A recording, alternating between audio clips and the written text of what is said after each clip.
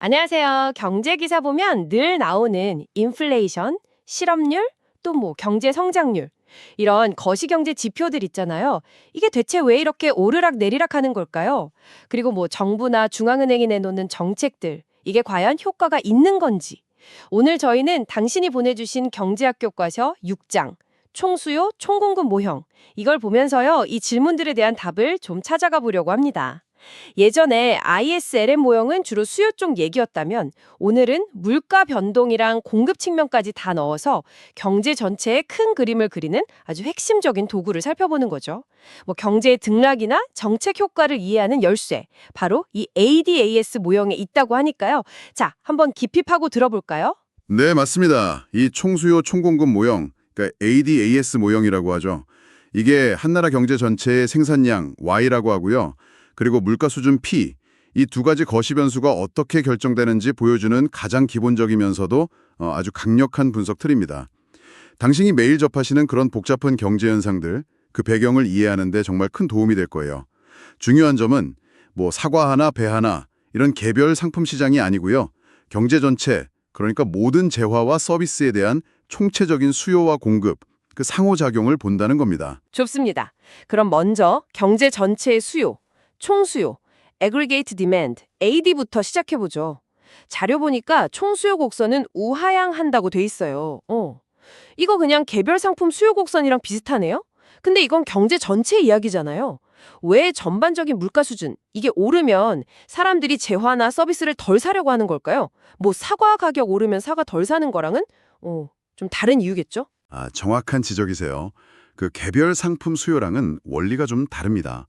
경제 전체 물가 수준, P가 변할 때 총수요, Y, 그러니까 경제 전체 지출 의향이라고 할까요? 이게 변하는 데는 크게 세 가지 경로가 있어요. 이걸 이해하는 게 핵심인데요. 결국은 물가 변동이 돈의 가치, 그리고 국제 경쟁력, 여기에 영향을 주기 때문입니다. 첫째는 이자율 효과를 생각해 볼 수 있습니다. 이자율 효과요?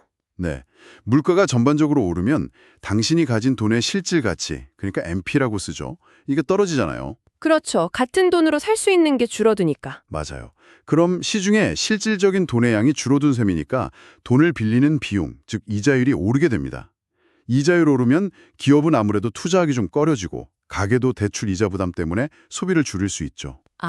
결국 총수요가 감소하는군요. 네, 그 결과로요. 둘째는 실질 자산 효과, 이걸 뭐 피구 효과라고도 하는데요. 실질 자산 효과?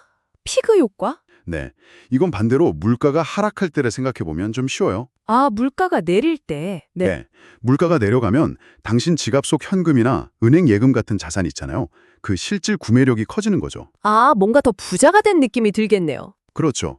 그러면 소비를 늘릴 요인이 생기고 이게 총수요 증가로 이어집니다. 그렇군요. 마지막으로 순수출 효과입니다. 순수출 효과? 우리나라 물가만 상대적으로 하락하고 다른 나라 물가는 그대로라고 한번 가정해 보세요. 네. 그럼 외국인들 눈에는 우리 상품이 싸 보일 거 아니에요? 그러니까 수출은 늘고 그렇죠. 우리 눈에는 수입품이 상대적으로 비싸 보이니 수입은 줄어들겠죠. 네. 즉, 순수출, 수출 빼기 수입, 이게 증가해서 총수요가 늘어나는 겁니다. 이 세 가지 효과 때문에 물가랑 총수요는 반대 방향으로 움직이는 거고요. 그래서 총수요 곡선이 우하향하는 모습을 보이는 겁니다. 요약하면 그 물가 변동이 이자율, 또 부의 느낌, 그리고 무역, 이걸 통해서 경제 전체 수요에 영향을 미친다. 이렇게 보시면 돼요. 아하. 그렇군요. 물가라는 변수 하나가 경제 시스템 전체에 막 파급 효과를 일으키는 거네요. 단순히 그냥 싸져서 더 산다 이게 아니고 돈의 가치, 자산 가치, 국제 가격 경쟁력 이런 거시적인 경로를 통해서요. 그럼 이 총수요 곡선 자체가 통째로 움직이는 경우도 있나요? 예를 들어서 물가 수준은 그대로인데 갑자기 사람들이 소비나 투자를 확 늘린다거나 뭐 줄인다거나 이럴 때요. 물론입니다. 그게 바로 이제 정책이나 경제 심리 이런 게 중요해지는 지점이죠. 물가 수준 이외의 요인이 변하면 곡선 자체가 이동합니다.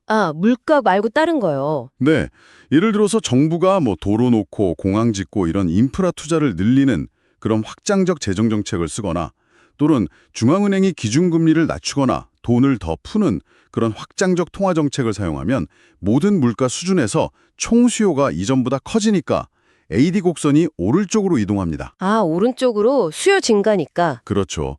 반대로 앞으로 경제가 안 좋을 것 같다 이런 비관적인 전망이 퍼져서 가계가 소비를 줄이고 기업이 투자를 꺼린다거나 아니면 정부가 세금을 올리거나 지출을 줄이는 긴축 정책을 편다면 AD 곡선은 왼쪽으로 이동하겠죠. 왼쪽으로 수요 감소. 네, 자료에 나온 예처럼 주식시장이 막 화랑이라 사람들이 부자된 느낌을 받거나 이것도 자산 효과랑 비슷하지만 물가 변동과는 무관한 부의 증가죠. 아니면 기술 혁신에 대한 기대로 기업 투자가 활발해져도 AD 곡선은 오른쪽으로 갈 수 있습니다. 네, 알겠습니다. 수요 측면은 이제 좀 감이 잡히는 것 같습니다. 자, 그럼 이제 이야기의 다른 한 축인 총공급, Aggregate Supply, AS로 넘어가 보죠. 이건 이제 경제 전체의 생산 능력하고 관련된 이야기일 텐데요. 자료를 보니까 이 부분에 대해서는 학파 간에 이견이 좀 있는 것 같더라고요. 고전학파랑 케인즈 학파 시각이 다르다고요? 맞습니다. 총공급을 이해하는 데 있어서 가장 근본적인 논쟁 지점, 이게 바로 가격의 신축성, 특히 임금의 신축성에 대한 가정입니다. 가격의 신축성이요? 얼마나 잘 변하냐 이거군요. 네, 쉽게 말해서 경제 상황이 변했을 때 가격하고 임금이 얼마나 빠르고 그리고 쉽게 조정되느냐, 여기에 대한 시각 차이인 거죠. 고전학파는 기본적으로 가격과 임금이 아주 신축적이어서 시장의 수요 공급 변화에 거의 즉각적으로 반응한다고 가정을 해요. 아, 바로바로? 네, 마치 보이지 않는 손에 의해서 항상 균형을 찾아가는 것처럼요. 이런 관점에서는 경제 전체의 생산량이라는 건 물가 수준하고는 상관없이 오직 그 경제가 가진 노동력, 자본, 기술 수준 같은 실물 생산 요소, 이것에 의해서만 결정된다고 봅니다. 그렇죠. 장기적으로 보면 생산 능력이 물가 따라 변하진 않으니까요. 맞습니다. 그래서 고전학파의 총공급 곡선은 자연 산출량 또는 잠재 GDP 수준에서 딱 수직선 형태, 장기 총공급 곡선 LAS라고 하죠. 이걸 띈다고 설명합니다. 이 시각에서는 총수요가 변해도 장기적으로는 생산량은 그대로고 물가만 변할 뿐이라는 거죠. 아, 고전학파는 수직선. 그렇군요. 반면에 케인즈 학파는 현실을 보면 꼭 그렇지는 않다고 주장합니다. 현실은 다르다. 네, 특히 임금은 한번 오르면 내리기가 참 어렵고 상품 가격도 메뉴판 바꾸는 비용, 메뉴 비용이라고 하죠. 아니면 고객과의 관계 때문에 즉각 바꾸기 어렵다는 거예요. 아, 뻣뻣하다는 거군요, 가격이. 그렇죠. 즉, 가격과 임금의 경직성, 특히 아래쪽으로는 잘 안 변하는 하방 경직성이 존재한다고 봅니다. 이런 경직성 때문에 단기적으로는 물가가 변해도 생산량에 영향을 받을 수 있다는 겁니다. 극단적으로 물가나 임금이 단기에 전혀 변하지 않는다고 가정하면 총 공급 곡선은 수평선에 가까워지고 생산량은 오로지 총 수요에 의해서만 결정될 수도 있다는 거죠. 아, 이게 바로 케인즈가 강조했던 유효 수요의 중요성이랑 연결되는 부분이군요. 그러니까 장기적으로는 생산 능력이 중요하지만 고전학파, 수직선, 단기적으로는 가격이랑 임금이 좀 뻣뻣해서 수요 변화가 생산량에 영향을 줄 수 있다. 케인즈, 수평 또는 우상향, 이런 시각 차이군요.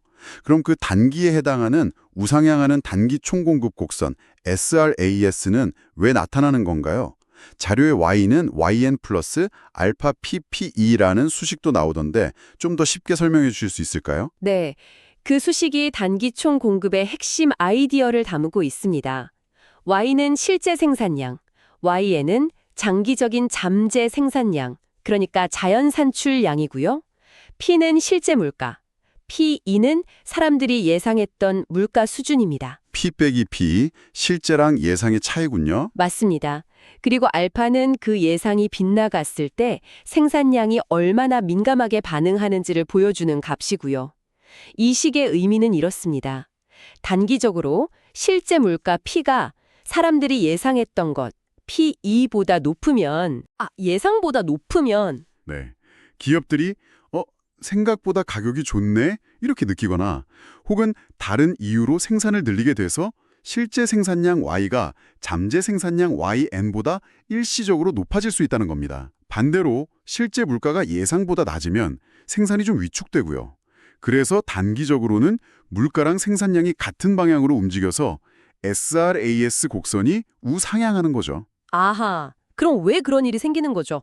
예상보다 물가가 높다고 왜 생산을 늘리는 걸까요? 네.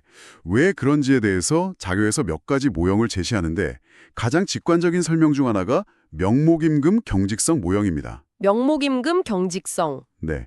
대부분 임금 계약은 명목 금액, 예를 들어 월급 300만 원 이렇게 정해지고 단기적으로는 그 금액이 잘 안 변하잖아요. 그렇죠. 계약 기간 동안은. 네.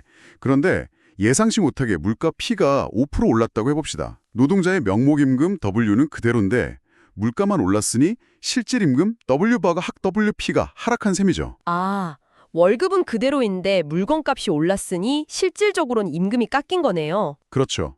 기업 입장에서는 노동 비용이 실질적으로 싸진 거니까 고용을 늘리고 생산을 더 하려는 유인이 생기는 거죠. 그렇군요. 예상치 못한 물가 상승이 실질 임금을 낮추고 그게 기업의 생산 증가로 이어진다는 메커니즘이군요. 뭐랄까, 노동자들이 약간 착각하는 사이에 기업은 이득을 보고 생산을 늘리는 그런 느낌이네요. 뭐 그런 측면도 있다고 볼 수 있죠. 물론 불완전 정보 모형 같은 다른 설명도 있고요. 네. 그럼 이 단기 총공급 곡선도 총수요 곡선처럼 좌우로 이동할 수 있나요? 네, 아주 중요한 포인트입니다. 단기 총공급 곡선의 위치를 결정하는 핵심 변수가 바로 예상 물가 수준 P입니다. 아, 예상 물가요? P. 네, 만약 사람들이 앞으로 물가가 더 오를 것 같다, 즉 P가 상승한다고 예상하면 어떻게 될까요? 임금 올려달라고 하겠죠. 그렇죠. 노동자들은 실질임금 하락을 막기 위해 미리 더 높은 명목임금을 요구할 것이고 기업들도 원자재 가격 상승 같은 걸 예상해서 미리 상품 가격을 올리려고 할 겁니다. 그 결과 동일한 실제 물가 수준 P에서도 기업들이 공급하려는 생산량은 줄어들거나 같은 양을 생산하더라도 더 높은 가격을 요구하게 되겠죠. 아, 비용이 올라가니까. 네. 그러니까 SRAS 곡선 자체가 위쪽, 그러니까 왼쪽으로 이동하는 거죠. 위쪽, 왼쪽 이동. 네. 반대로 예상 물가가 하락하거나 기술 혁신으로 생산성이 확 좋아지거나 국제 유가 하락처럼 생산 비용을 낮추는 좋은 요인이 발생하면 SRAS 곡선은 아래쪽, 즉 오른쪽으로 이동합니다. 알겠습니다. 이제 AD 곡선과 AS 곡선이 어떻게 생겼고 왜 움직이는지 대략 알 것 같습니다. 그럼 이 모형을 실제로 어떻게 활용할 수 있을까요? 예를 들어 경제에 갑작스러운 충격이 왔을 때 어떤 일이 벌어지는지 분석하는 데 쓸 수 있겠네요. 자료에서 언급된 것처럼 1970년대 오일 쇼크 같은 공급 충격, 이게 대표적인 예일 것 같은데요. 맞습니다. 그게 바로 이 모형의 유용성이 확 드러나는 지점이죠. 1970년대 두 차례의 오일 쇼크는 원유 가격 급등으로 기업의 생산 비용을 엄청나게 높이는 전형적인 불리한 공급 충격이었어요. 이런 충격은 방금 설명했듯이 단기 총공급 곡선 SRAS를 급격하게 위쪽, 즉 왼쪽으로 이동시킵니다. 네, 비용 상승이니까 위로, 왼쪽으로. 그렇죠. 총수요 곡선 AD는 그대로 있는데 SRAS 곡선만 왼쪽으로 확 가버리면 새로운 균형점은 어떻게 될까요? 생산량 Y는 줄어들고 물가 P는 치솟는 상황이 발생합니다. 생산은 줄고 물가는 오른다. 네, 바로 경기 침체와 인플레이션이 동시에 나타나는 스태그플레이션이죠. 스태그플레이션. 정말 최악의 상황이네요. 경기도 안 좋은데 물가까지 오르다니. 네, 소득은 줄어드는데 물가는 올라서 생활은 더 팍팍해지는 아주 고통스러운 시나리오입니다. 그럼 이때 정부나 중앙은행은 어떻게 대응해야 할까요?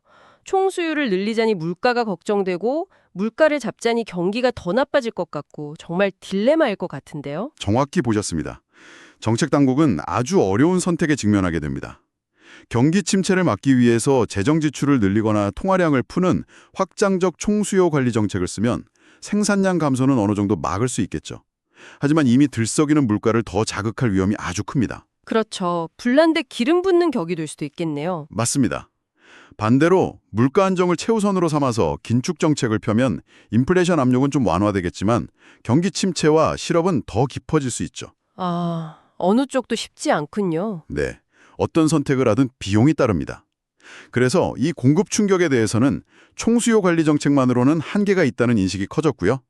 충격의 원인을 해결하거나 경제 구조 자체의 효율성을 높이는 그런 공급 측면의 정책이 함께 강조되기도 합니다. 또 그 충격이 일시적인지 영구적인지에 따라서도 대응이 달라져야 한다는 논의도 있고요. 정책 결정이 정말 쉽지 않겠군요. 그런데 아까부터 그 예상 물가, P가 단기 공급 곡선 이동에도 영향을 주고 또 지금 말씀하신 정책 효과에도 영향을 미친다고 하셨잖아요. 그럼 사람들은 도대체 어떻게 미래 물가를 예상하는 걸까요? 그냥 감으로? 자료에는 적응적 기대와 합리적 기대라는 두 가지 가설이 소개되어 있던데요. 네, 경제 주체들이 기대를 어떻게 형성하는가? 이게 거시경제 분석에서 정말 매우 중요한 문제입니다. 적응적 기대는 비교적 단순한 가설이에요. 사람들이 주로 과거의 경험, 예를 들어 지난 몇 년간의 평균 인플레이션율이나 바로 직전해의 인플레이션율, 이런 걸 바탕으로 미래를 예측하고요. 실제 결과가 예상과 다르면 그 오차를 반영해서 점진적으로 기대를 수정해 나간다. 이렇게 보는 방식입니다. 약간 과거 데이터에 의존하는 거죠. 아, 과거 경험 기반으로 조금씩 조정해 나가는 거군요. 네. 반면에 1970년대 이후에 등장한 합리적 기대 가설은 사람들이 훨씬 영리하다고 가정합니다. 훨씬 영리하다. 네. 단순히 과거 정보만 보는 게 아니라 현재 이용 가능한 모든 정보, 그러니까 뭐 정부의 정책 발표, 경제 구조에 대한 이해, 관련 뉴스 등등 이걸 총동원해서 미래를 예측한다는 겁니다. 물론 뭐 완벽하게 예측할 수는 없겠지만 적어도 체계적으로 계속 틀리진 않고 주어진 정보를 가장 효율적으로 활용해서 예측 오류를 최소화하려고 노력한다. 이런 거죠. 아, 모든 정보를 다 쓴다는 거군요. 그렇죠. 예를 들어서 정부가 대규모 통화 증발을 예고하면 합리적 기대를 하는 사람들은 즉시 앞으로 물가 오르겠구나 라고 예상하고 자신의 행동, 뭐 임금 요구라든지 가격 설정이라든지 이런 데 반영한다는 겁니다. 와, 과거 경험 기반 적응적이냐, 아니면 모든 정보 활용 합리적이냐, 이 차이군요. 이게 왜 그렇게 중요한 건가요? 단순히 뭐 똑똑하게 예측하냐 아니냐 그 문제 이상일 것 같은데요? 정책 효과란 관련이 있는 거죠. 바로 그 점입니다. 기대 형성 방식에 따라서 정책 효과가 아주 극적으로 달라질 수 있어요. 만약 사람들이 합리적 기대를 하고 또 가격과 임금이 적어도 어느 정도는 신축적이라고 가정하면 예상된 정부 정책은 실물 경제에 거의 영향을 미치지 못할 수도 있습니다. 정책이 안 먹힌다고요? 네. 예를 들어 정부가 경기 부양하려고 돈을 풀겠다고 발표했다고 쳐요. 그러면 합리적인 사람들은 즉시 인플레이션을 예상, 피 상승하고 임금 인상 요구 등으로 대응해서 단기 공급 곡선 SRAS를 위로 이동시킬 거라는 거죠. 예상 물가가 바로 오르니까 SRAS가 위로. 그렇죠. 그러면 총수요 AD가 오른쪽으로 이동하는 효과가 상쇄되어서 생산량 Y 변화는 거의 없이 물가 P만 오르고 끝날 수 있다는 겁니다. 이게 바로 정책 무력성 명제의 핵심 아이디어입니다. 와, 정부가 뭘 하겠다고 예고하면 효과가 없을 수도 있다니 충격적인데요. 그렇죠. 하지만 만약 기대가 적응적이거나 또는 기대는 합리적이더라도 실제 임금이나 가격이 계약 같은 것 때문에 경직적이라면 이게 바로 세케인지 학파의 핵심 주장이죠. 가격이 빨리 안 변하면? 네. 그러면 예상된 정책이라도 단기적으로는 생산량과 고용에 영향을 미칠 수 있습니다. 가격과 임금이 즉각적으로 반응하지 못하니까 정책이 실물 경제에 영향을 미칠 틈이 생기는 거죠. 이처럼 기대 형성과 가격 경직성에 대한 가정의 차이가 정책 효과에 대한 논쟁으로 계속 이어지는 겁니다. 또 루커스 비판처럼 정책 자체가 사람들의 기대와 행동 방식을 바꿀 수 있다는 점도 항상 염두에 두어야 하고요. 와, 정말 흥미롭네요. 이 총수요, 총공급 모형이라는 하나의 틀 안에 경제의 수요와 공급, 물가와 생산량, 단기와 장기, 그리고 사람들의 기대와 정책 효과까지 이렇게 막 다 얽혀 있다는 게 놀랍습니다. 오늘 이 모형을 통해서 거시경제를 바라보는 훨씬 깊이 있는 시각을 얻게 된 것 같습니다. 그동안 좀 단편적으로 보였던 경제 현상들이 하나의 그림으로 쭉 연결되는 느낌이네요. 네, 맞습니다. 이 ADAS 모형이 현실 경제의 모든 복잡성을 다 담지는 못하지만요. 그래도 경제 전체가 어떻게 작동하는지 이해하고 또 다양한 경제 충격과 정책의 효과를 분석하는데 아주 유용한 기본 틀을 제공합니다. 자, 오늘 논의를 마무리하면서 당신에게 질문 하나를 던져보고 싶습니다. 아까 잠시 언급되었던 리카도 대등 정리 혹시 기억하시나요? 네. 정부 지출 재원을 세금으로 걷든 국채 발행으로 하든 효과가 같다는 그런 거였죠? 네, 맞습니다. 정부 지출은 그대로 두면서 재원을 마련하기 위해 지금 당장 세금을 걷는 대신에 국채를 발행한다고 해봅시다. 이 이론에 따르면 합리적인 사람들은 어차피 미래에 세금이 오를 걸 예상하고 현재 소비 대신 저축을 늘리기 때문에 재원 조달 방식, 세금, 버스 국채, 그 자체가 현재 총수요에 아무런 영향을 미치지 않는다는 거죠. 네, 이론은 그런데 그렇죠. 하지만 현실의 사람들은 정말 그렇게 완벽하게 미래를 내다보고 합리적으로만 행동할까요? 당장 현금이 부족해서 소비를 못하는 사람, 이걸 유동성 제약이라고 하죠. 이런 사람은 감세를 소비로 연결할 수도 있지 않을까요? 오늘 우리가 이야기 나눈 기대의 불안전성이나 가격 경직성 같은 현실적인 마찰 요인들, 이런 것들을 고려했을 때 당신은 정부의 재원 조달 방식의 차이가 현재 우리 경제에 실제로 얼마나 그리고 어떤 다른 영향을 미친다고 생각하시나요? 단순한 이론과 복잡한 현실 사이에서 한번 깊이 고민해 볼 만한 문제입니다. 오, 정말 생각해 볼 만한 질문인데요. 이론의 전제하고 현실의 간극을 어떻게 봐야 할지 깊이 고민하게 만드네요. 곱씹어볼 가치가 충분한 질문 같습니다. 오늘 저희와 함께 거시경제의 핵심을 이렇게 깊이 탐구해 주셔서 정말 감사합니다. 다음에 또 흥미로운 주제로 찾아뵙겠습니다.